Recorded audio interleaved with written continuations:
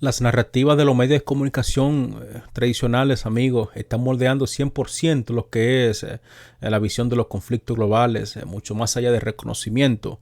Y yo creo que lo vemos claramente con la representación de los conflictos que tenemos en todas partes del mundo. Obviamente, cómo lo vemos o cómo lo hacen ver a través de los medios de comunicaciones tradicionales, los cuales están cegando la percepción pública, lamentablemente, como se ve claramente en la cobertura que tenemos en los medios tradicionales de estos conflictos que tenemos entre Rusia, Ucrania, Israel y Hamas, o Israel e Irán, depende, obviamente, como le llamen, lo que revela, obviamente, sesgos que exigen de nuestro escrutinio. Yo creo que ahí es que nace la importancia de nuestro programa.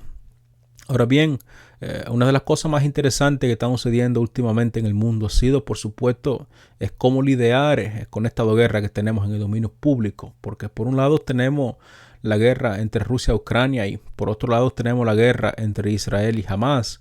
Entonces, cuando escuchas particularmente a los medios de comunicaciones tradicionales, a estos medios de comunicaciones occidentales sobre la guerra en Ucrania, desde su punto de vista, Rusia siempre ha sido el agresor. Rusia, entonces, desde esa perspectiva, siempre se ve como aquel agresor que ha cometido todos los pecados que el hombre pueda conocer.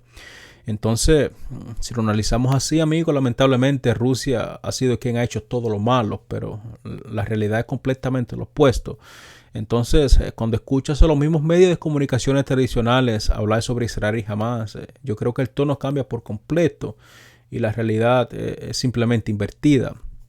Hacen prácticamente todo lo imposible para justificar lo que Israel está cometiendo en Gaza y Líbano. Y que quede claro, no intento con esto justificar lo que hizo Hamas el 7 de octubre, pero yo creo que las leyes de guerra, tanto en términos de derechos humanitarios como las convenciones de Ginebra y por supuesto el mismo derecho humanitario internacional, yo creo que son bastante claros y bastante precisas sobre los castigos masivos y la regla de proporcionalidad, pero al parecer, lamentablemente, amigo, Israel parece que no conocen lo que son las leyes internacionales, los acuerdos internacionales y el derecho internacional.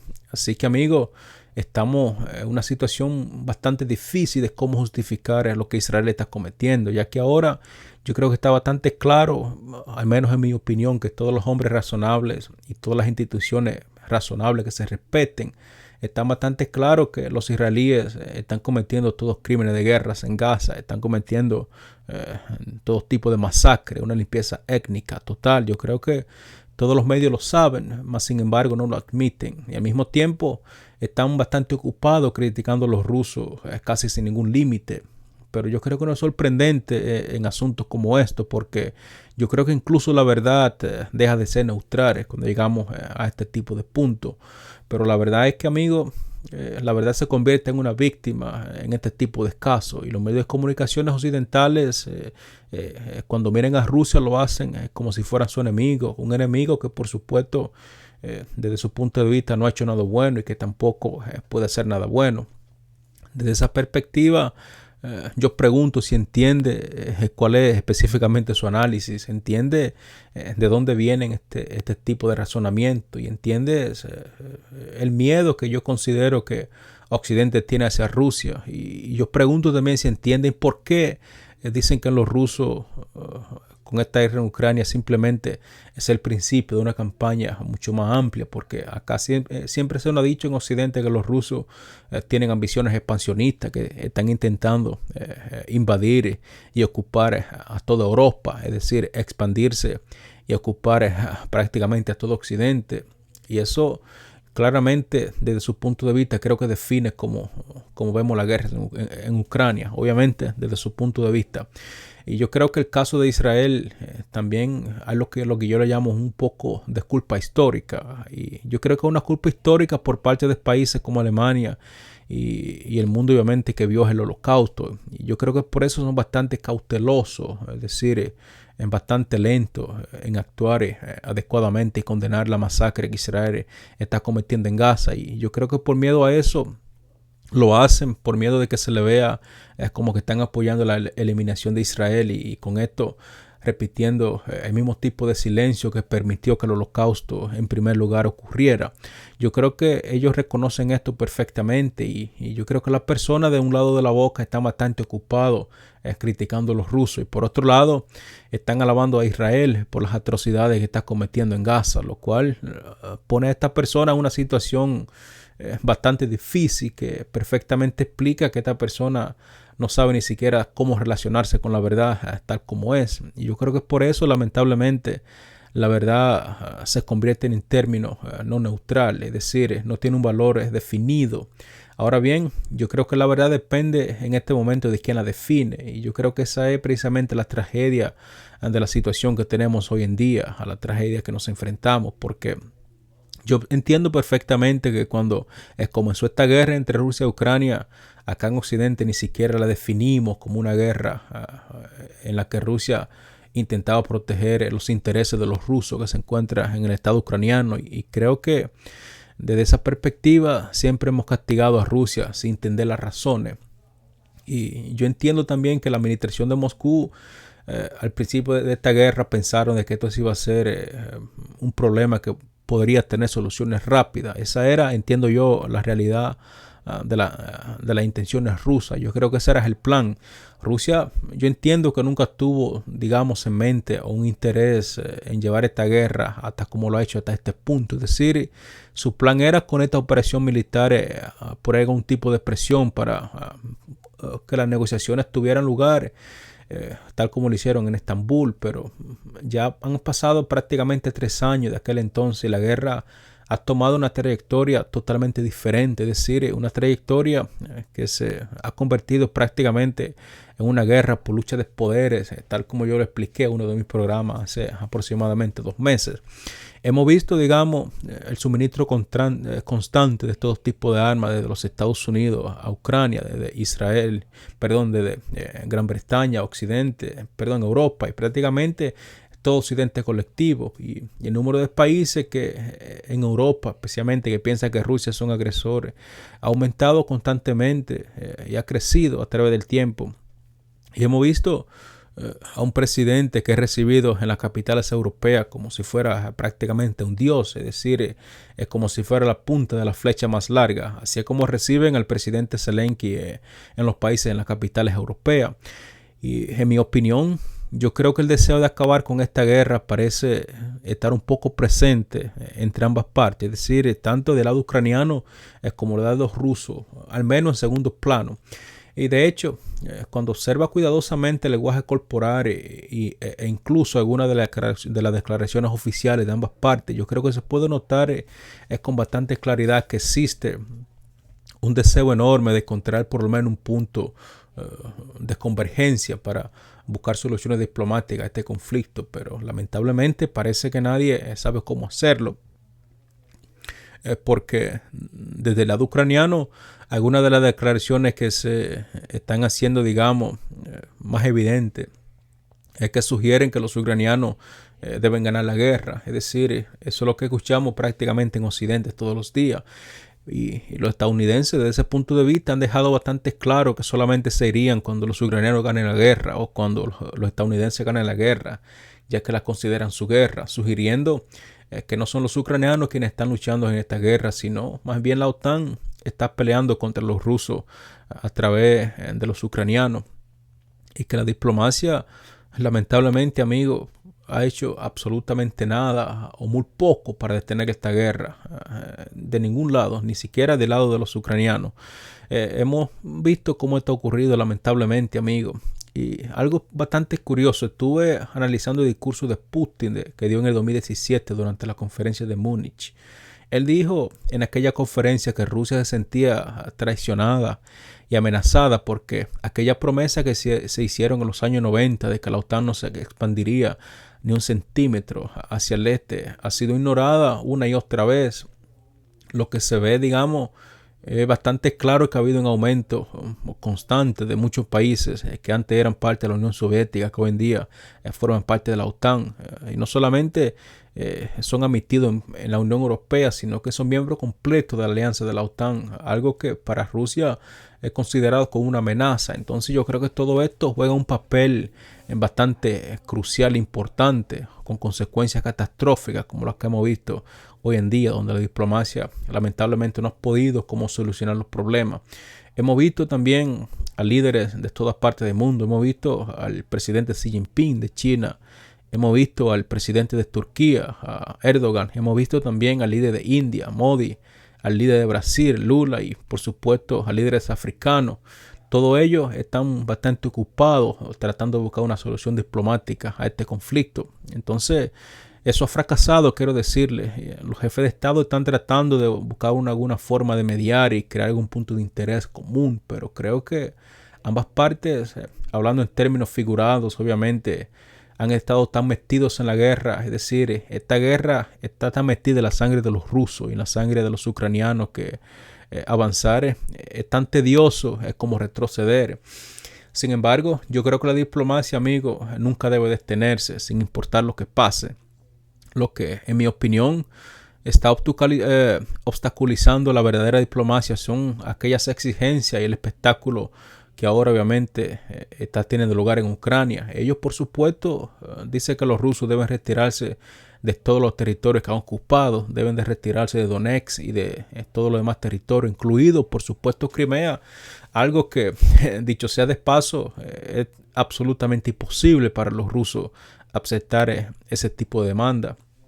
Y en el pasado reciente hemos visto también cómo esta incursión que los ucranianos han hecho en la región de Korch. Y en mi opinión, yo creo que eso muestra que los ucranianos, de una u otra forma, es decir, de la forma que sea, pero el hecho es que han encontrado una forma de cómo entrar al territorio ruso con la idea de ganar esos territorios y luego cambiarlos por los territorios que los rusos le han arrebatado desde su punto de vista. Es decir, solamente los ucranianos están dispuestos a devolver ese territorio ruso una vez que los rusos hayan devuelto los territorios que han conquistado en esta guerra, y luego entonces podrían haber lugar para negociación. Obviamente eso es desde un punto de vista ucraniano. Así que, amigos, estamos en una situación bastante difícil en la que no sabemos, digamos, cómo proceder ni cómo retroceder. Se podría decir que estamos patinando sobre un hielo diplomático muy delgado, y yo creo que no hay una solución bastante fácil que nos permita avanzar entre esta guerra entre Rusia y Ucrania, que es, digamos, como lo estoy llamando, una guerra, no una operación militar. Esta guerra, quiero decirle, ha sacado a la luz varios actores con diferentes intereses muy importantes. Yo creo que ahora surge una gran pregunta, y es precisamente cuáles son esos intereses y cuáles son esos actores, porque desde mi perspectiva, yo creo que los rusos están diciendo que son una potencia importante y por supuesto que de hecho lo son, y que tienen un país que está, digamos, preocupados por salvar la vida de los rusos que se encuentran en un país vecino. Obviamente quieren asegurarse de que los rusos en Ucrania puedan convivir con los ucranianos y tener los mismos derechos. Y yo creo que eso obviamente también está considerando cómo los rusos podrían influir su esfera, podrían crear su esfera de influencia. Y creo también que Occidente debe aceptar que esa es la realidad, porque esos son los hechos. Ese es obviamente, en mi punto de vista, además de que los rusos se sienten amenazados si Ucrania logra finalmente incorporarse a la OTAN como lo tienen planeado. Ese es el mensaje, y ese yo creo que son los hechos. Ahora bien, escucho al presidente Putin decir de que deben ser respetados, que obviamente que queremos proteger nuestro territorio y nuestros intereses, y que se quieren asegurar de que el Occidente respete los compromisos que han hecho, incluso si no están escritos. Eso es, digamos, como Putin considera que la OTAN debería comportarse, es decir, no más expansión hacia la Federación Rusa, es decir, después de la caída de la Unión Soviética. Yo creo que por otro lado, amigo, escucho diferentes voces de la administración de Zelensky que dicen que nosotros, pues los ucranianos, ya no somos parte de Rusia, es decir, nosotros los ucranianos decidimos qué hacer y qué tomar y cómo basar nuestras decisiones, y obviamente deciden que ya que los rusos toman Crimea, y posiblemente Donbass, los ucranianos son los quienes deciden con quién incorporarse, si quieren ser parte de la Unión Europea, si quiere ser parte de la OTAN o no, o de ambos. Es decir, los ucranianos dicen que son libres de tomar su propio camino y decidir cómo incorporarse con diferentes organizaciones. Entonces, tenemos puntos bastante diferentes, tanto de los ucranianos como de los rusos. Entonces, yo escucho a Zelensky decir que los estadounidenses del otro lado también dicen que tienen un interés bastante profundo en controlar esa parte del mundo, es decir, en controlar la Ucrania, porque para ellos la OTAN sería, digamos, la garantía de la paz también para los europeos, pero Estados Unidos dice que los ucranianos, los rusos piensan que pueden controlar todos los antiguos países soviéticos, algo a que los Estados Unidos nunca les podría permitir, y de hecho lo han dicho claramente que no van a permitir que Rusia se expanda. De hecho dicen que van a asegurarse de que Rusia no se acerque más a los países que antes eran miembros de la Unión Soviética, y los estadounidenses siempre quieren asegurarse de seguir siendo una potencia militar dominante en todas partes del mundo. Entonces, amigos, los intereses de los Estados Unidos chocan con los intereses de los rusos, los cuales son bastante fuertes, pero quiero decirles que eso trae escalada tras escalada. Ahora bien, en otras palabras, yo creo que los estadounidenses están diciendo que ellos son lo más grande del mundo y que ellos van a seguir siéndolo, y que Rusia no va a sacarlo de esa posición como ellos se encuentran, de la posición de hegemón. Entonces, por supuesto, eso es lo que dicen los estadounidenses, aunque yo creo que la realidad es otra, porque los estadounidenses es un imperio que va en decadencia, y así también como los europeos. Entonces, desde ese punto de vista, yo creo que los europeos son prácticamente unas colonias de los Estados Unidos, porque si hablaste con los estadounidenses, pues ya hablaste con los europeos. Entonces, yo considero que la guerra a veces desafía en muchos casos la lógica. Yo creo que lo que vemos hoy en día a lo largo de la historia, yo creo que dice claramente que los hombres tienen ese interés, una inclinación de olvidar las cosas y decir, obtener un tipo de amnesia colectiva, porque recordemos que cuando la guerra fue llevada a cabo en los años 40, culminó obviamente con el uso de bombas atómicas, que fue en Hiroshima y Nagasaki. Entonces, en aquel entonces, amigo, el mundo quedó en shock por esos eventos tan catastróficos que tomaron lugar en ese entonces. Y yo creo que una de las razones por las que el mundo se reunió finalmente en San Francisco y creó lo que se llama hoy las Naciones Unidas fue precisamente para asegurarse de que no hubiera más guerra, y que todos esos tratados que tenemos hoy en día también sirvieron como prueba de que la guerra nunca más iba a tener lugar en el mundo. Pero sin embargo, ha sucedido lo contrario. Yo creo que la no proliferación de armas nucleares también fue diseñada específicamente para asegurarse de que las armas nucleares jamás serían utilizadas en toda la historia de la humanidad. Algunos países, de hecho, algunos países que fueron involucrados en la guerra, como Alemania y Japón, de hecho, hoy en día no se les permite entrar en el ámbito del armamento nuclear, pero yo veo claramente que el resto del mundo lamentablemente está empezando a vedar esos eventos, lamentablemente, porque yo creo que una de las cosas que debemos tener bastante claro y recordar es que las armas nucleares son el último recurso que el hombre tiene para defenderse o destruirse. Porque se dice que la razón por la que existen las armas nucleares es precisamente para una razón disuasiva, porque podría garantizar la destrucción mutua de todos los usuarios, ¿sí? de quienes las usan. Entonces, si se usa un dispositivo nuclear y el otro lo responde con las mismas acciones, amigos, yo creo que el mundo se convierte en un caos, y el juego de suma y cero se convierte en algo catastrófico, lo cual obviamente nos va a perjudicar a todos. Y todos vamos a sufrir como consecuencia de eso. Pero si una de las partes, como Rusia, obviamente se siente amenazada, yo creo que no hay duda de que los rusos podrían considerar usar armas nucleares en este conflicto. Y yo creo que todos los europeos están conscientes de esto, especialmente si se les permite suministro de aquellos misiles balísticos de largo alcance a Ucrania. Yo creo que nos ponemos cada vez más más cerca de una guerra nuclear. Y yo creo que esos misiles, si se usan contra Rusia, y estoy bastante seguro que lo usarán si se le dan a los ucranianos, entonces eso podría desencadenar condiciones catastróficas donde posiblemente los rusos exploten un explosivo nuclear en Ucrania.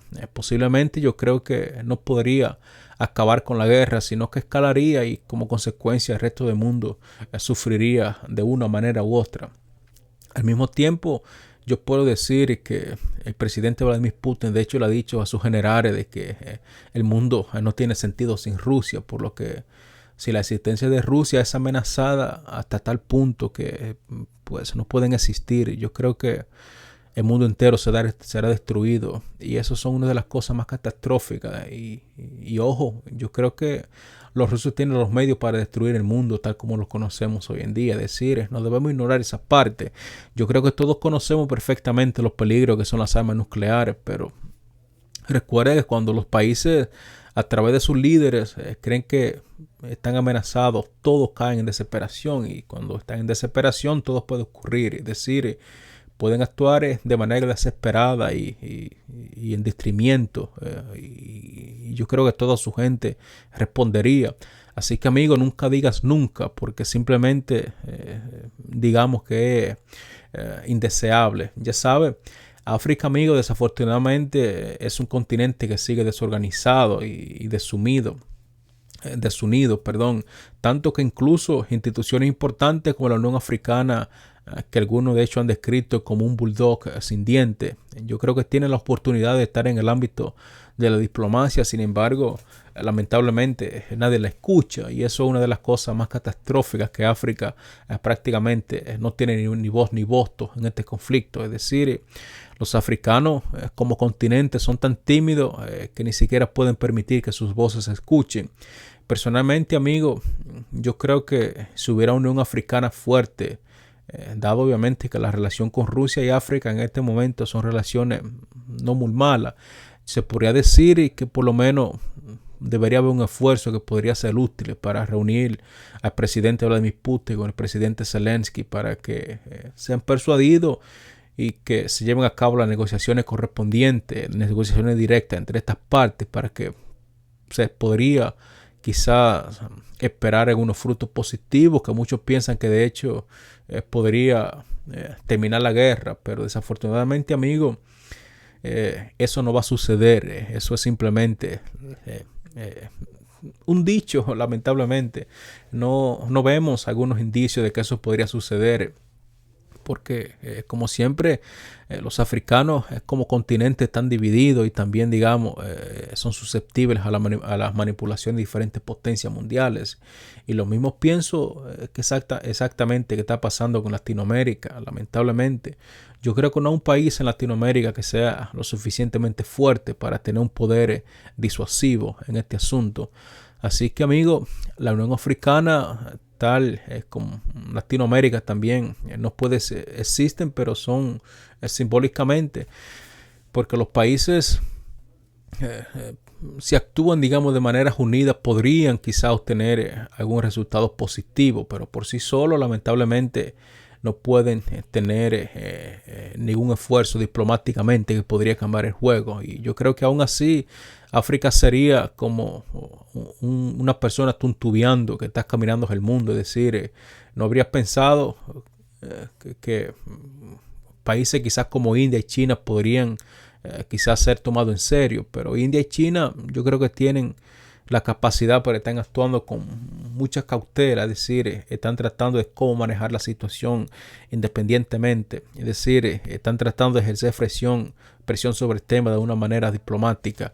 Digo esto porque China, sabemos, es una potencia nuclear. India, por supuesto, que es una potencia nuclear. Y dado que su economía están creciendo, yo creo que sus voces se podrían ser escuchadas mucho más fuerte si deciden optar un papel mucho más proactivo, mucho más decisivo. Pero desafortunadamente también, digamos, están avanzando con cautela, es decir, con pies de terciopelo. terciopelo, perdón. Entonces, ya que hablamos obviamente de diplomacia, yo creo que no debemos olvidar que los Estados Unidos se enfrentan a una situación bastante difícil, donde vemos que están enfrente de unas elecciones que podrían ser decisivas en este noviembre. Se repiten, como siempre, los mismos candidatos, que es los republicanos y los demócratas, de una manera un poco única. Le llamaría yo a la situación de los Estados Unidos hoy, donde vemos que los demócratas tienen a Kamala Harris como presidente, los republicanos tienen al expresidente Donald Trump, que intenta dar un golpe bastante decisivo después de haber perdido contra Joe Biden. Y bueno, sabemos que no hubo, digamos, un perdedor, un ganador bastante claro en aquellas elecciones, pero lo que sabemos es que fue Joe Biden quien finalmente fue elegido como presidente del país. Es decir, solo para decir esta parte, solo para hacer mención. Pero bien, desde mi punto de vista, yo creo que a partir de las retóricas que hemos visto que ha dicho el presidente Donald Trump, podemos entender que tiene quizás buenas intenciones de cómo terminar esta guerra a través de las negociaciones, porque él mismo lo ha dicho que haría todo lo posible para asegurarse de que la guerra en Ucrania termine. Ahora bien, no sé si el sistema político estadounidense le permita al presidente Trump llevar a cabo este tipo de planes efectivamente, porque sabemos, tal como lo dice Putin, que cuando cambian un presidente llevan con nuevas intenciones y de repente unos individuos con ojos azules y corbata pues le cambian el juego. Pero si recordamos obviamente su primer periodo de presidencia, yo creo que fue bastante claro en definir una relación con los rusos bastante amigable, además también de definir la relación con la OTAN. Yo creo que debemos recordar que tenía una relación personalmente con Putin un poco afectiva. Entonces, en ese sentido, se podría argumentar quizás que una presidencia del presidente Trump en el 2025 podría quizás llevar esta guerra al menos a un alto al fuego, si no a las negociaciones. Entonces, por otro lado, si Kamala Harris gana las elecciones, se podría escuchar, se podría decir claramente que, visto que como ha sido vicepresidenta de Joe Biden, quien ha sido bastante belicoso y su retórica bastante horrible con respecto a esta guerra en Ucrania, yo creo que nada podría cambiar. Simplemente ella seguiría con la misma política de Biden. Simplemente diría yo que sería un copy-paste. Entonces yo creo que simplemente diría que quieren que esta guerra continúe hasta el último ruso, es decir, hasta que los rusos se rindan, lo cual no va a ocurrir porque son los rusos los que de hecho están ganando estas peleas, por lo que pelearían hasta el último ucraniano, ya que los rusos van tomando la delantera y van ganando mucho más territorio día tras día en esta guerra. Por lo que si le hace difícil a los rusos aceptar cualquier propuesta que sea definida por Trump, por los ucranianos o por la OTAN. Y de hecho, los rusos, amigos, están avanzando últimamente a velocidades que se consideran impresionantes. Así que, amigos, la situación está en un punto muy interesante y no se puede especular demasiado, considero yo. Sabemos, por supuesto, que sería prudente esperar este enero para uno tener una visión un poco más clara de lo que podría estar en juego en esta guerra y qué sucedería a partir de aquellas elecciones que tenemos en los Estados Unidos con esta guerra entre Rusia y Ucrania. Entonces ya sabes, amigo, la guerra y la participación de los Estados Unidos, además también la OTAN, es un tema que plantea preguntas críticas muy importantes. Y una de esas preguntas críticas es si hay, digamos, algún riesgo en que esta guerra se expanda e involucre a los Estados Unidos y a los europeos para pelear directamente con los rusos. Y se puede hablar, obviamente, de los riesgos de este punto de vista de muchas maneras, pero primero yo creo que están los riesgos geoestratégicos, porque estos riesgos se definen obviamente por cómo los Estados Unidos podían percibir su disminución de influencia en aquella parte del mundo, porque como país sabemos que los Estados Unidos ha sido la principal potencia desde la Primera Guerra Mundial y aún así, aunque está en caída, quiere mantener su posición, es decir, quiere mantener su dominio en todas partes del mundo. Y yo creo que por eso es cuando los Estados Unidos observa lo que está sucediendo en el mundo y observa que obviamente está surgiendo un mundo que es mucho más multilateral, un mundo multipolar. Entonces se sienten amenazados con estos resurgimientos, como es el caso de los BRICS. Entonces, yo creo que los Estados Unidos tienen muchos temores de que su influencia se reduzca y que países como Rusia en sus lugares ocupen su posición, tal como lo están haciendo con muchos aliados que hemos visto, especialmente en la región de Sahel. Entonces, yo creo que estratégicamente, amigos, existen diferentes riesgos, muchos tipos de riesgos, por lo que este conflicto tal como yo lo dije hace poco, redefinirá el nuevo orden mundial. También está por lo menos, por otro lado, perdón, el tema de la economía, porque si deja que países como Rusia, que tienen grandes cantidades de recursos naturales, se metan, digamos, en esta guerra en lleno, entonces las posiciones se verían mucho más amenazadas. Y yo creo que estoy usando estas palabras con bastante digamos muy deliberadamente, pero de hecho sabemos que Rusia es un proveedor de gas y otros recursos naturales importantes de Europa que son esenciales.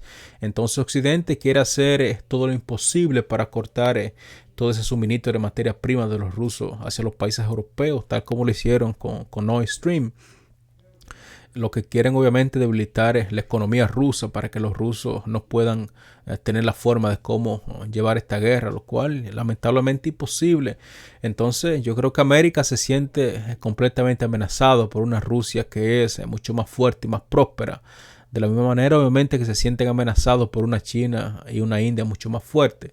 Entonces, de esa perspectiva, de una perspectiva comercial y económica, los estadounidenses, yo creo que temen que su influencia en aquella región sea totalmente eliminada o por lo menos reducida. Pero recuerda que la guerra puede tomar diferentes formas, es decir, nunca sabemos cómo termina la guerra, simplemente sabemos cómo empiezan. La guerra sabemos que hoy en día pueden ser llevadas a cabo, pueden ser perseguidas sin el uso de hombres y mujeres y botas en el campo de batallas, en el terreno. Así que por mucho que se sientan bastante seguros de que la guerra no puede tocar solo americanos, amigos, todo es posible, quiero decirles, ahora que estamos obviamente con el tema de la inteligencia artificial y ese tipo de cosas. Yo creo que cualquier país podría verse presionado en cualquier momento. Yo creo que nunca se sabe dónde puede terminar la guerra, lamentablemente.